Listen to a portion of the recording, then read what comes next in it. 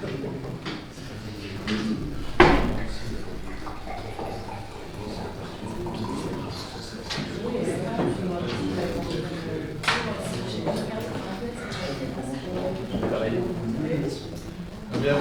bonsoir à toutes et à tous, et nous allons commencer ce conseil communal.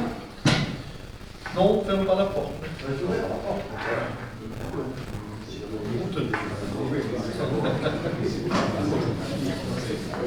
Je vais d'abord, avant de commencer, excuser Bastien qui est malade, qui m'a téléphoné, qui m'a demandé de bien vouloir l'excuser. Et on va commencer cette séance publique par le premier point de l'ordre du jour. C'est la première modification budgétaire 2022 de la commune. Eric, je vais te passer la parole.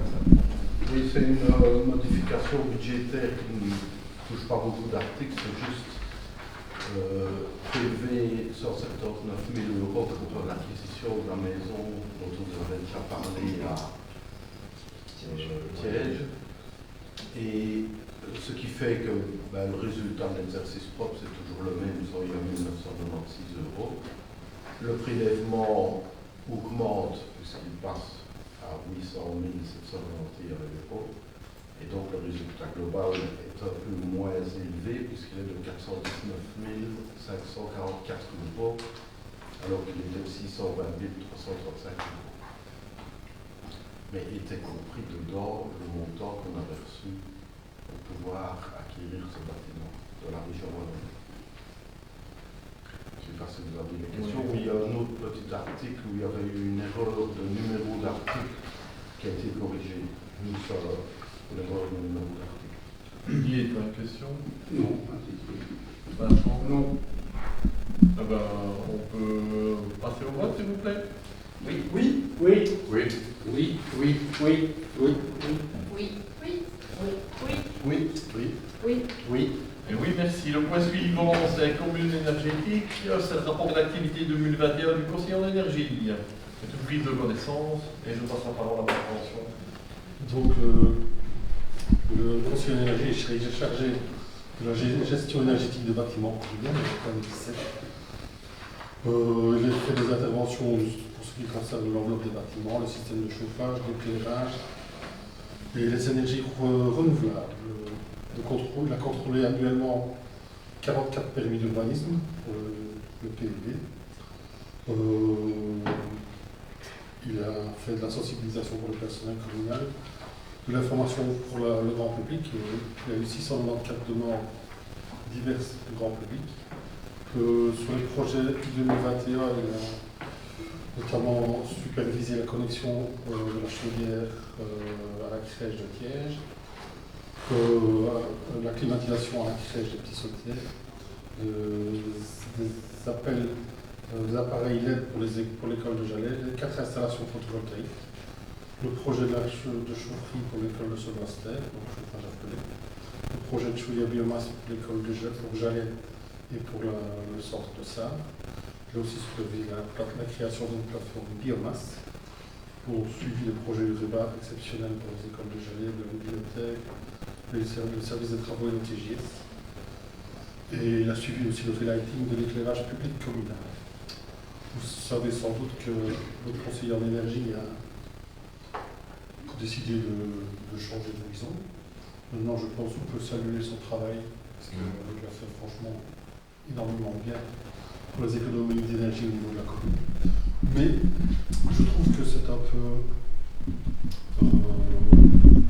dommage de saluer que ces Delcourt, parce que je pense que tout le personnel communal, ici à l'administration, mérite d'être félicité. On a la chance de bénéficier d'un personnel de qualité et je pense qu'il est bon de temps en temps de le rappeler. Merci Marc, je suis tout à fait d'accord avec toi. Y a-t-il des questions? Vincent? Je partage l'avis de Marc par rapport à le vôtre. Nous partageons cet avis-là, effectivement, vis-à-vis de l'excellent travail. Et qu'effectivement, on travaille déjà rarement seul et on travaille mieux encore en équipe. Donc, on n'a pas de questions sur sur le rapport. Didier? Sur le plan des réalisations, c'est évidemment tout à fait convenable, ça correspond bien à ce qui avait été décidé. Je voudrais juste mettre un petit bémol, parce qu'il faut que je trouve quelque chose. Oui, vous cherchez, hein. Oui, Oui, ça concerne la sensibilisation, puisque cette année encore, enfin l'année 2021, comme les années précédentes, il n'y a pas eu de sensibilisation dans les écoles ni vis-à-vis du personnel communal. Vous oubliez d'où on vient? Ben, je constate que depuis quelques années, il n'y a plus de sensibilisation. Avec le Covid, excuse-moi, mais je pense que plus personne ne pouvait entrer dans les écoles, plus aucune conférence, plus aucune sortie, plus rien. Bon, d'accord, je veux bien qu'on dise qu'on n'a pas sensibilisé les écoles, mais il fallait plus encore qu'on puisse le faire. Donc ça va se faire cette année. C'est sûr. Voilà.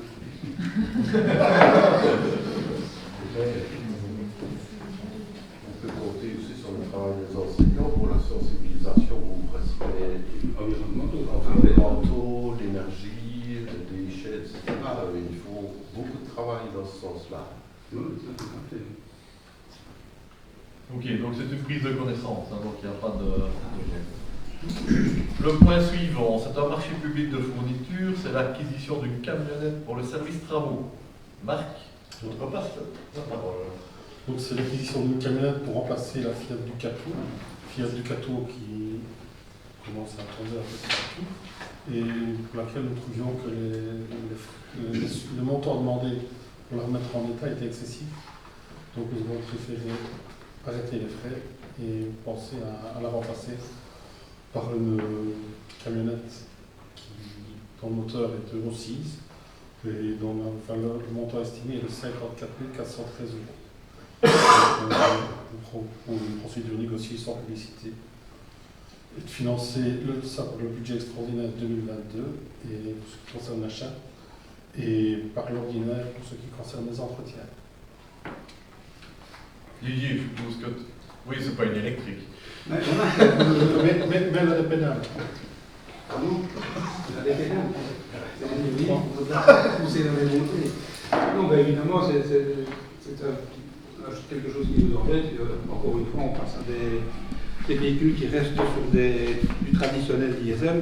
Pourtant, j'ai retrouvé dans le programme électoral de 2018 où il était clairement indiqué qu'on envisageait enfin, vous aviez dans vos engagements acquérir des véhicules électriques pour le service des travaux. Donc, il reste encore des années. Hein. Oui, mais vous allez juste le faire juste avant les élections, alors je peux vous dire, voilà, on l'a fait. Pour nous, ça commence à devenir vraiment trop tard. On a encore eu le mois dernier le rapport du GIEC qui est sorti, qui nous dit il nous reste une petite fenêtre, il nous reste quelques années pour vraiment agir au niveau du climat. Et donc pour nous, c'est vraiment problématique qu'on continue sur les vieilles habitudes.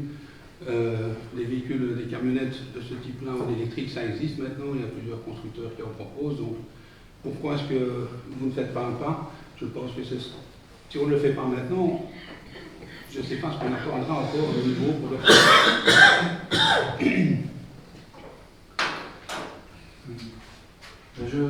T'as fini? Oui, Honnêtement, je trouve que la remarque du proposé est pertinente. Voilà, je ne me rappelle plus de ce que vous aviez indiqué dans votre programme, mais de toute façon, on aurait voté contre, non pas l'achat de la camionnette, mais on pense qu'avec la situation actuelle qu'on est en train de vivre, je pense que la commune doit être, en tout cas, un moteur et un exemple pour les citoyens. Et du coup, on se dit qu'une camionnette, au vu des montants, donc là on parle de 54 000 €, on pourrait, non 44 000 pardon, on pourrait montrer l'exemple et essayer de se lancer maintenant, comme le dit Didier, on ne peut plus attendre. Et je pense que les communes comme les entités supérieures, on va montrer l'exemple. Donc voilà, pour ce point, non pas pour l'achat de la camionnette en tant que telle, mais sur le fait qu'on n'achète pas une camionnette entre guillemets verte, nous voterons contre le point. Voilà. On peut passer au vote? Non. Non. Non. Non. Non. Oui. Oui. Oui. Oui. Oui. Oui. Oui. Oui. Oui. Oui. Oui. Et oui. Le point suivant, c'est un marché public de service, c'est la convention d'études avec un géomètre pour les années 2022-2024. Marc, tu as beaucoup la parole, et je te passe encore la parole.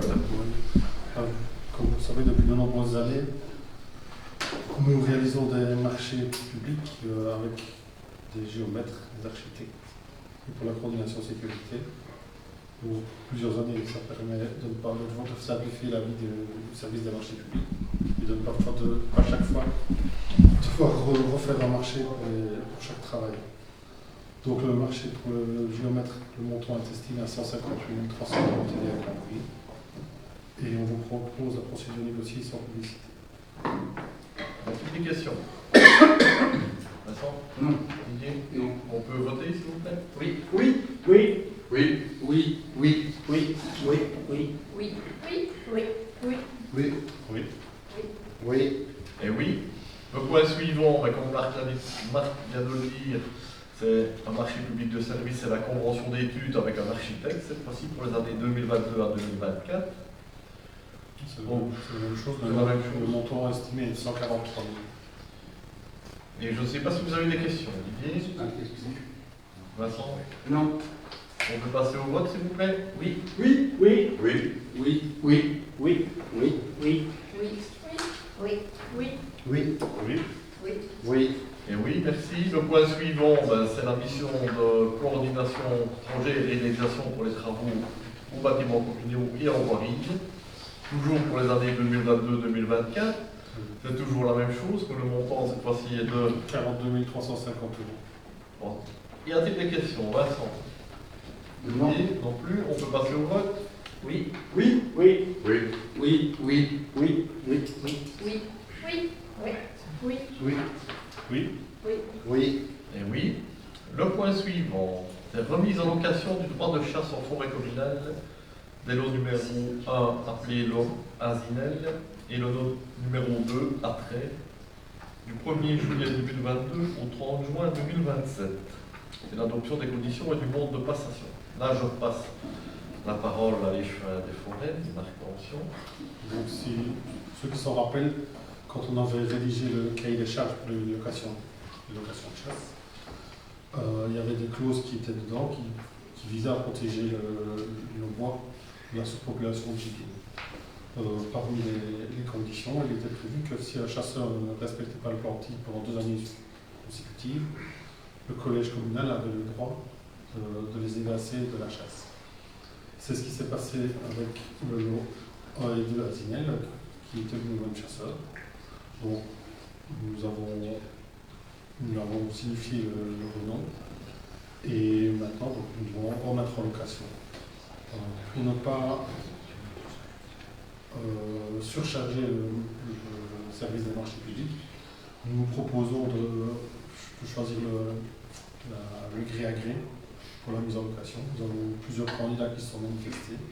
Donc nous proposons une procédure négociée avec les personnes qui ont manifesté un intérêt pour ces 2 chasses. Donc le cahier des charges doit être légèrement adapté puisque la période ici elle va commencer au 1er juillet. Elle se terminera le 30 juin 2027. Oui, c'est ça. Oui.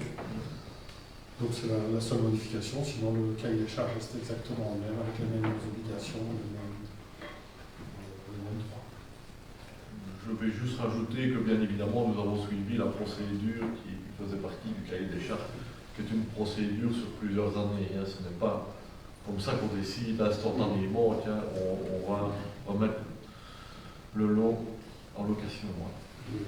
Et je pense que le cahier des charges prévoit aussi que celui qui a été déchu de son droit ici ne peut pas recevoir les Tout à fait. dans cette façon. Tout à fait. Y a-t-il des questions? Vincent? Non. Non. On peut passer au vote, s'il vous plaît? Oui. oui, oui, Oui. Oui. oui, oui, Oui. oui, Oui. Oui. Oui. Oui. Oui. Oui. Oui. Oui.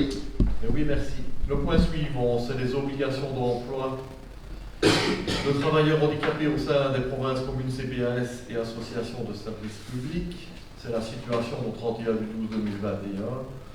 Communication du rapport. Donc là, je suppose que vous avez pris connaissance du rapport et que vous voyez qu'on a 4 travailleurs, c'est-à-dire avec handicap, qui représentent 3 équivalents temps plein et que nous avons un solde positif, donc nous sommes tout à fait dans la réglementation et nous sommes... Voilà, c'est bien. On peut toujours mieux faire, peut-être, mais enfin, c'est déjà bien. On est dans les cordes. Y a-t-il des questions? Non. Question? Non. Non.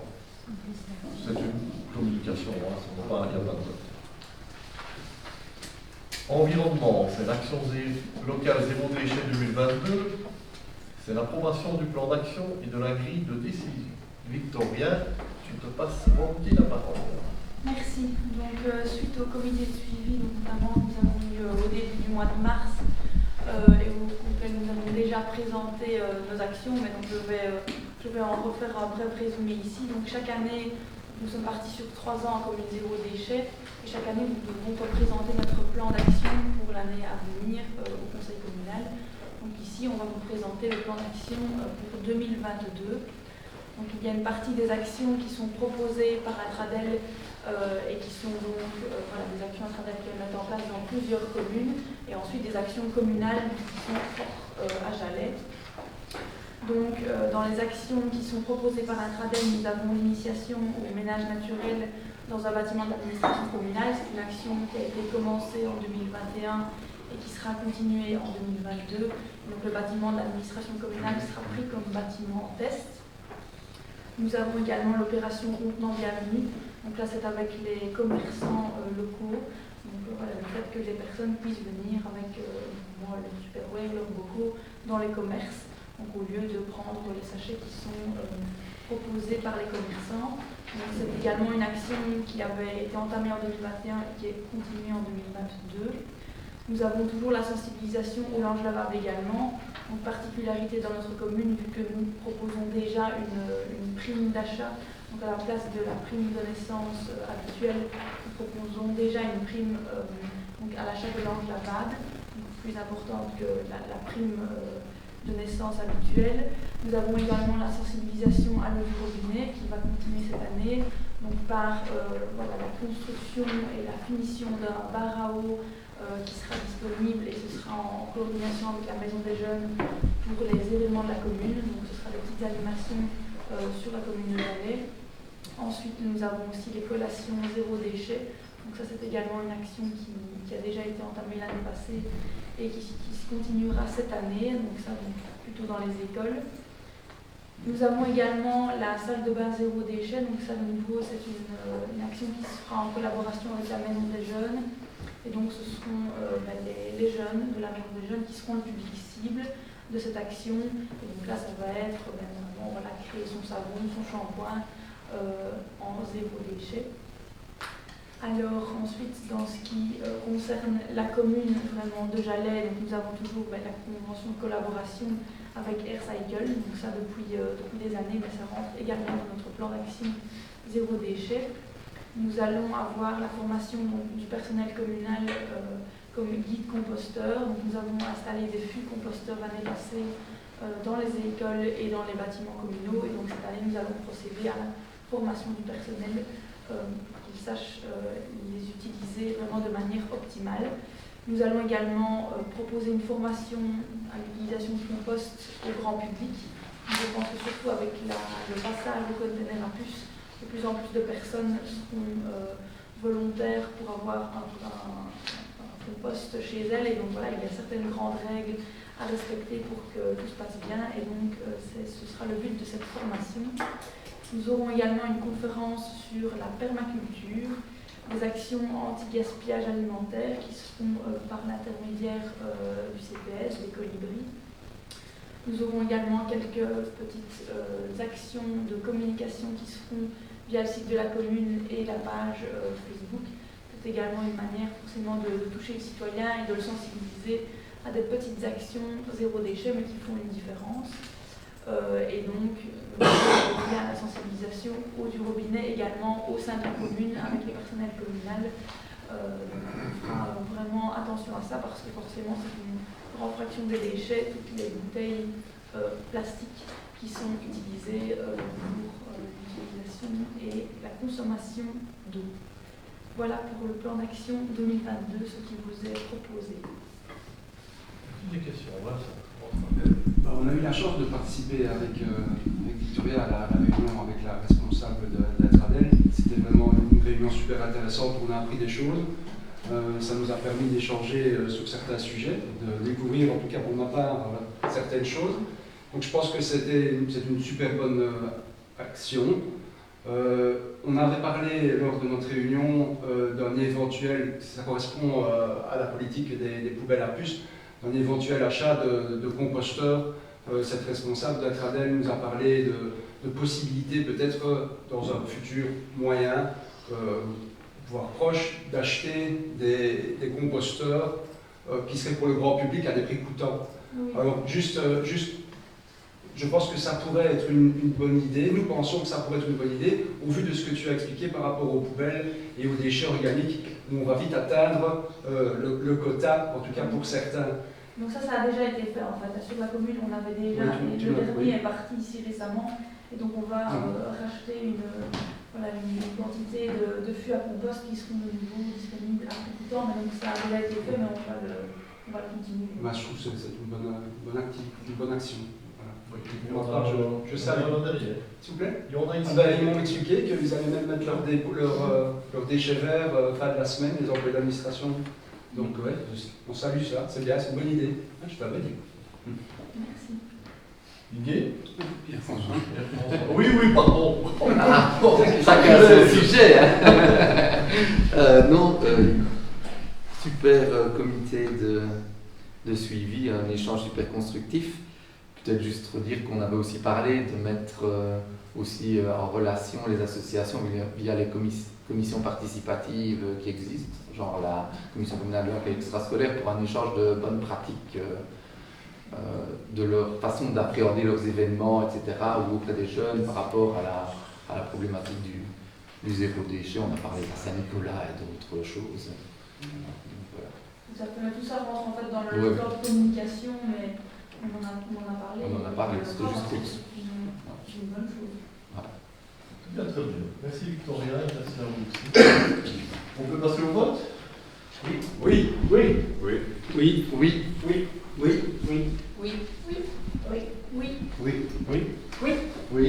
Et oui, merci.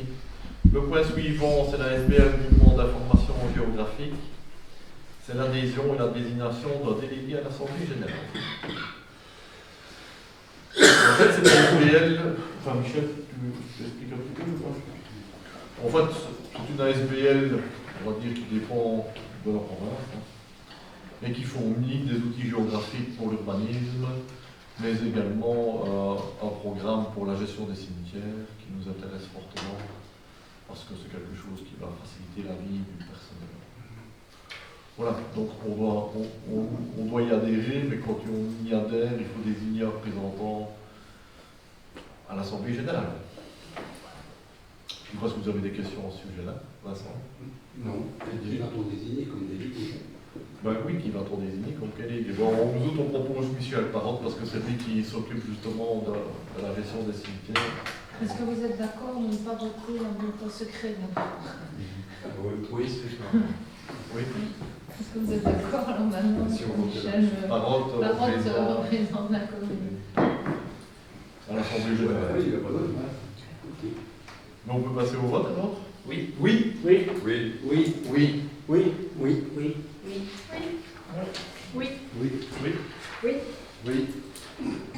Et oui, merci. Alors après, on a 1, 2, 3, 4, 5 prises d'acte de démission de membres de la CLDR. Bon, je vais les citer tous les 5. Hein. De toute façon, ils ont démissionné, on ne peut pas les empêcher de démissionner. Donc c'est Francine Pirnet, c'est M. Ponce Guillaume, c'est Jérémy Ouidard, c'est Leclou Julien et Raymond Valtus. Et après cette démission, ben, il y a une désignation d'un nouveau membre, qui est M. André Calois. Et là, est-ce qu'on doit voter la désignation du nouveau membre?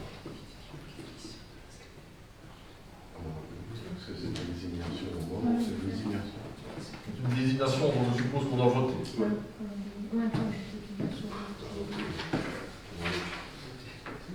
Oui, d'accord. Oui, on va le voter, c'est le 16.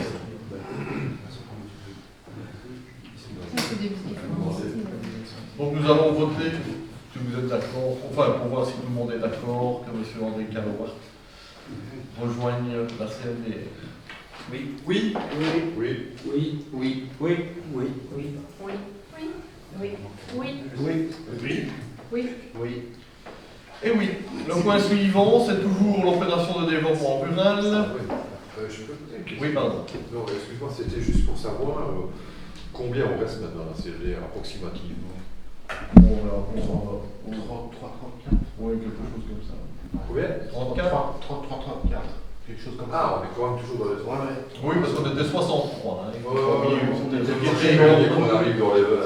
On était très nombreux et ils Ouais, avaient ouais. dit à la Fondation Rurale de Wallonie qu'ils seraient étonnés que ça reste ce nombre-là. Ouais, c'est ça. Ça va. on est Ce qui est un nombre déjà même déjà conséquent. Ça va, ok, merci. Alors, le point 17, c'est l'approbation du rapport annuel de la CLDR.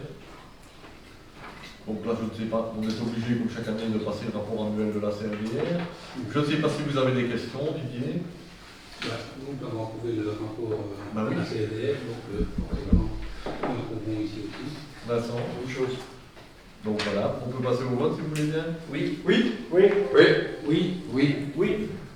Oui. Oui. Oui. Oui. Oui. Eh oui, merci. Avant de passer au divers, je vais prendre la parole et puis je céderai la parole à Noël également, s'il a pu donner quelques compléments d'information. Mais on va vous parler un petit peu de l'accueil des Ukrainiens. Donc, vous savez, avec le conflit armé qui se passe en Ukraine, bon, il y a beaucoup de réfugiés, hein, ce n'est pas nouveau, tout le monde le sait bien. Donc je vais vous faire un petit topo, un petit résumé topo, hein, parce qu'on pourrait en parler pendant des heures. Et je vais juste vous dire que si 7 millions d'Ukrainiens quittent l'Ukraine, hein, on est presque à 4 millions, je crois pour le moment, par exemple, en tous les cas, ou un petit peu plus même, on aurait à peu près 80 000 réfugiés qui viendraient en Wallonie. Parmi ces 80 000 réfugiés, 20 000 seraient en province de Liège, et seront répartis par, normalement, la province au niveau des différentes communes de l'arrondissement. Parfait d'asile, mais voilà. Les informations sont toujours un petit peu compliquées, et mais c'est vrai, parce que normalement, on a eu des réunions, c'était la province, et puis c'était l'asile, et puis... Mais enfin, bon, voilà. Il faut savoir que dans les réunions, il a été dit que les communes qui avaient subi les inondations n'auraient pas d'obligation d'accueillir des réfugiés ukrainiens, mais bien évidemment, si des personnes et des familles se portent volontaires pour en accueillir, bon, les communes peuvent très bien en accueillir. Hein, c'est ce qui se passe d'ailleurs ici à Genève.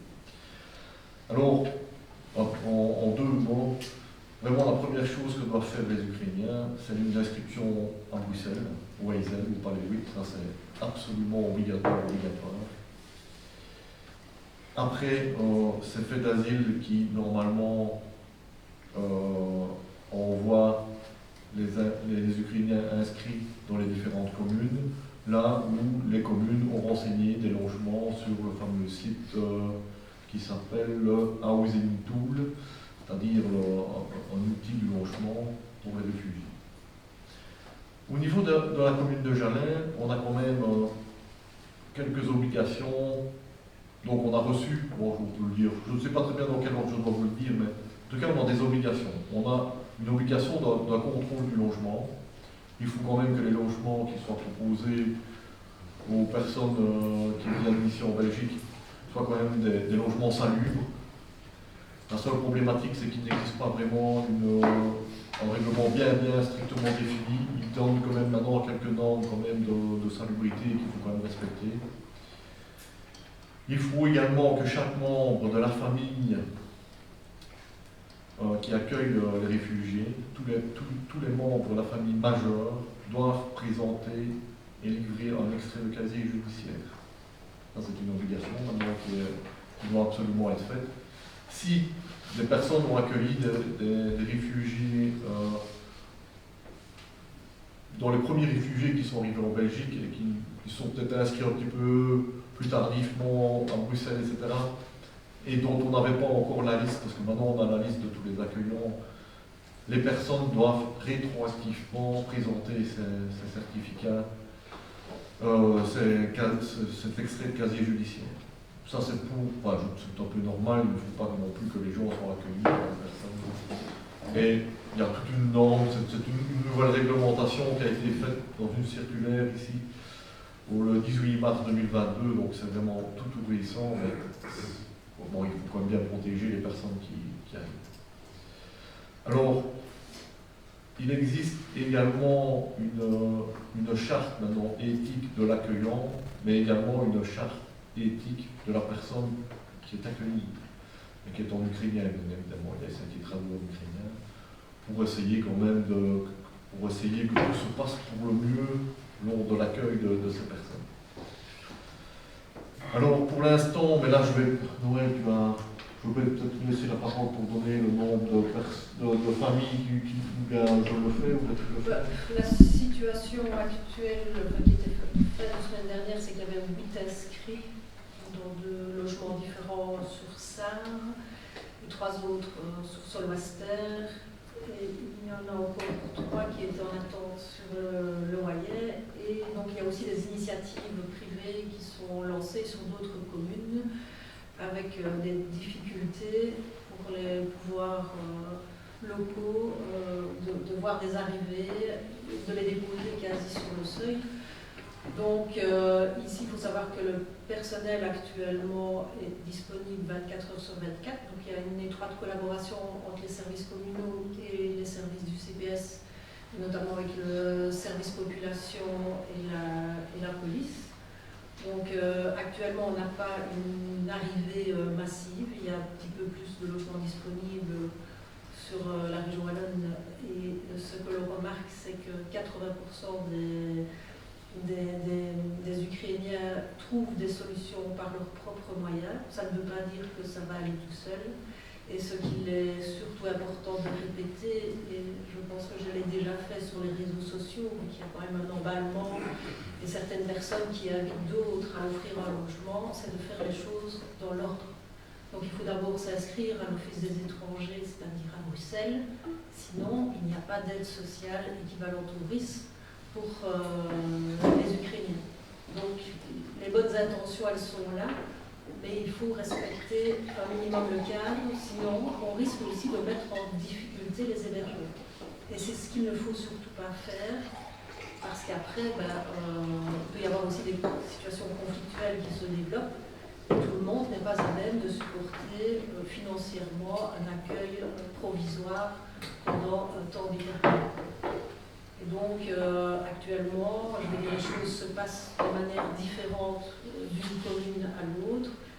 Et je pense que ça représente aussi une charge de travail au niveau du service social qui sortait aussi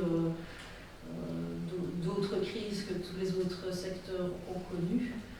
Et donc, on a pris la décision de faire des réunions toutes les semaines en collaboration avec le bourgmestre, la présence de la police quand c'est nécessaire. Et cette collaboration nous permettra d'assurer le meilleur accueil possible pour les Ukrainiens. Donc, il y a énormément de réunions, des informations qui viennent quotidiennement, avec des informations qui parfois ne sont pas les mêmes d'un jour à l'autre. Et donc, ça demande beaucoup de temps. Alors, pour compléter un petit peu ce que je viens de dire, Noël, sur le site de la commune, on essaye, et il y a déjà beaucoup d'informations, aussi bien pour les personnes qui veulent accueillir que pour un petit peu, si vous voulez savoir ce qui se passe. Évidemment, vous n'aurez pas le nom des personnes qui accueillent, etc. Mais toutes les réglementations, les numéros qui ont été mis en ligne par la région wallonne, le 17-18 ou le 18-17, ou c'est pas 17-18-17 ou 17-18, je ne sais plus. Enfin, il faut aller voir, et aussi ukraine.info, SPIW, wallonie.be, etc., où on a beaucoup d'informations. Mais sur le site de la commune, on a mis, et on essaye presque tous les jours, on remet des articles, des nouveautés, parce que ça n'arrête pas. Ça change continuellement, parce que on est un peu dans l'urgence, c'est un peu nouveau, et voilà. Et les infos, c'est pas facile parce qu'on entend les médias qui disent voilà, ça va se passer comme ça. Mais avant d'avoir l'arrêté ministériel ou le fédéral ou la région wallonne qui confirme ce qui a été dit par par la région ou par le fédéral, je vous assure qu'il passe des jours. Alors les gens, ils pensent que tout ce qui a été dit dans les médias va se passer comme ça, mais en réalité, c'est pas exactement toujours ce qui se passe. Hein. Ben, les lois ne sont pas passées, les ministres donnent leur parole par webinaire, et en attendant, le message des ministres de logement et d'Emilio Di Rupo, il ne faut pas oublier que le logement est une compétence régionale, et c'est pour ça qu'il n'y a pas de déclenchement de phase fédérale. C'est d'abord prioritairement l'accueil citoyen avant d'arriver à des accueils plutôt collectifs. Et donc l'avenir va porter son lot d'informations et actuellement on ne les a pas toujours. Donc l'aide sociale équivalente, c'est un droit. Une fois qu'ils seront enregistrés à Bruxelles, ils devront aussi se rendre et s'inscrire pour avoir une annexe au service population. Et en principe, ils promettent je dirais un taux de revenu d'intégration équivalent aux autres bénéficiaires de revenu d'intégration, et pour permettre aux pouvoirs locaux d'assumer cette charge, que ce soit en termes de fonctionnement et de personnel, il y aurait un remboursement de 135%, donc 35% supplémentaires, sans savoir si ça permettra de couvrir les frais pour les communes ou CPS. Et là, les aides, c'est fédéral, ce n'est plus régional. Le logement, c'est régional, et les aides, c'est fédéral. Voilà. Et tout n'est pas encore passé dans les circulaires ou dans les règlements. Donc voilà, il ne faut pas hésiter d'aller. Et puis surtout, là je m'adresse aussi peut-être aux personnes qui nous écoutent, si vous voulez accueillir des Ukrainiens, il ne faut pas hésiter, il faut vraiment contacter le CPS. Et peut-être la petite information supplémentaire, ce qui est, annoncé, c'est 20% de l'équivalent de revenu d'intégration en aide pour les hébergeurs, sans connaître la manière dont ces 20% seront rétribués. Est-ce que ce sera directement à l'hébergeur? Est-ce que ce sera le ressortissant ukrainien qui le donnera? Tout ça reste inconnu. 20%, si vous avez un risque isolé de 1070 €, c'est 200 €. Donc ils devront couvrir les charges de l'hébergement. Donc voilà, il ne faut pas hésiter à prendre des renseignements, que ce soit à l'accueil ici à la commune ou au CPS. Et prendre des informations aussi sur le site, parce qu'il y a beaucoup de références et d'endroits et de sites à consulter à ce sujet. Voilà, je ne sais pas si on va faire un débat sur ce sujet, si vous avez des questions particulières ou... Voilà, moi je pense que, et je crois que 29 personnes, enfin il y a eu 29 propositions de logement quand même sur la commune. Donc vous voyez que pour le moment il y en a peut-être 4 qui sont activés, enfin c'était jeudi passé, il y en a peut-être plus maintenant. Et le contrôle des logements est déjà en cours, il y en a déjà une grosse dizaine qui sont contrôlés, et tout se passe bien, c'est bien. Voilà, bon, on poursuit. Merci pour l'information. On peut saluer quand même l'accueil pour déjà les soins. Très bien. Voilà, je pense que je n'ai pas d'autres communications à faire, donc on peut passer aux questions diverses si vous le désirez.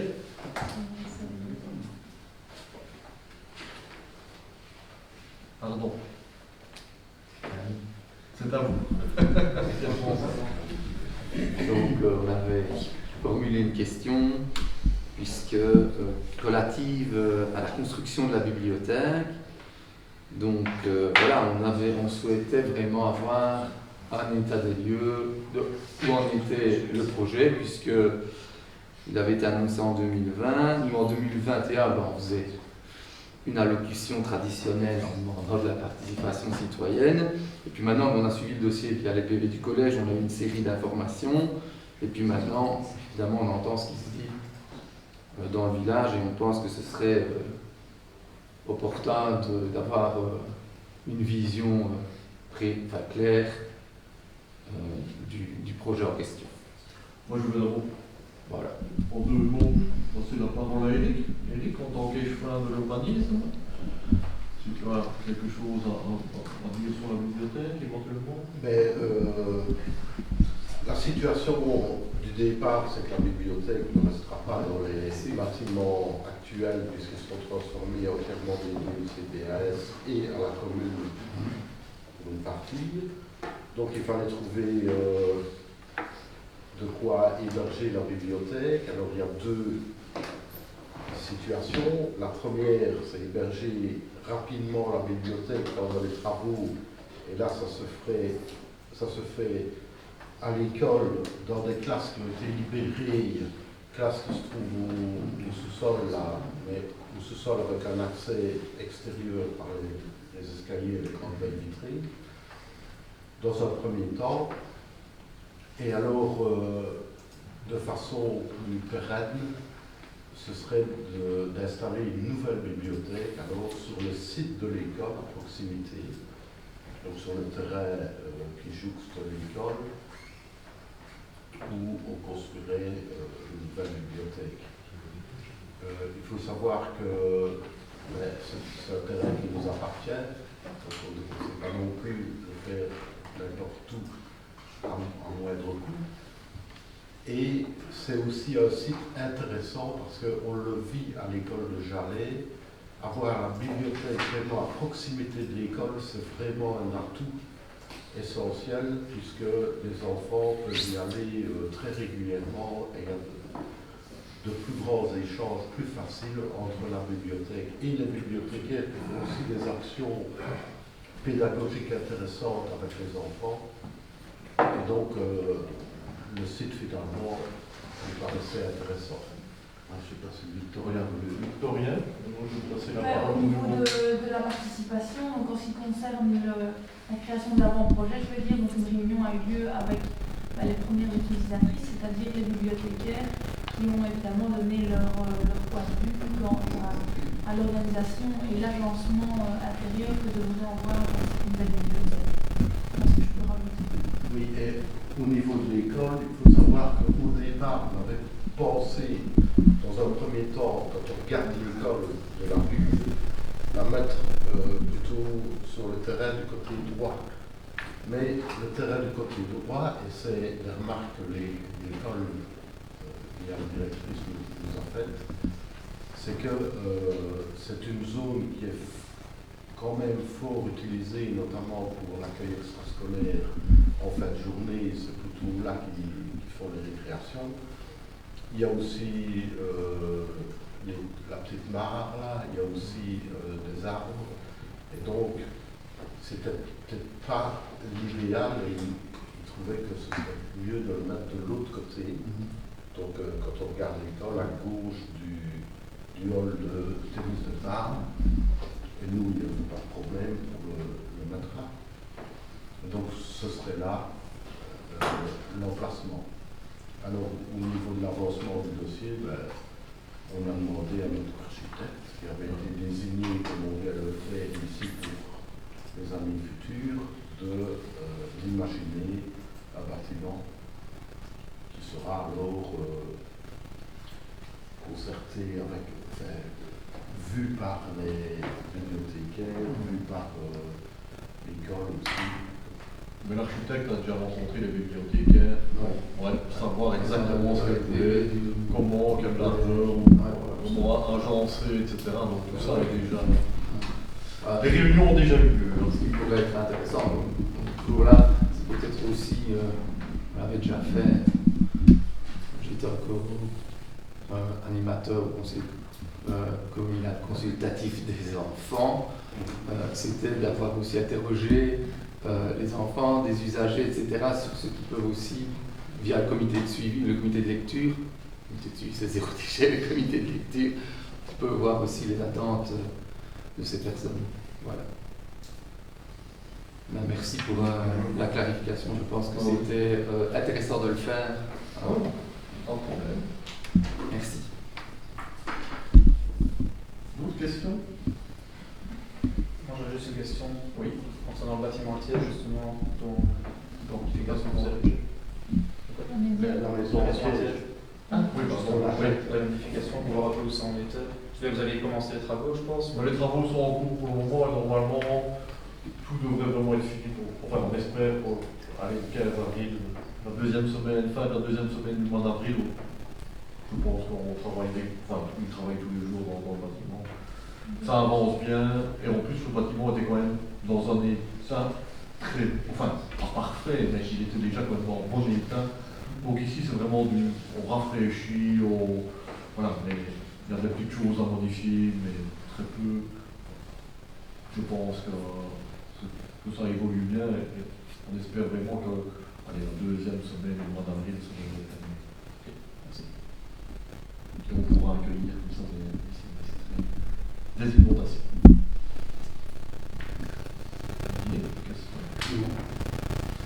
Plus de questions? Eh bien, merci à vous. Et voilà que se termine la séance publique de ce conseil communal. Merci.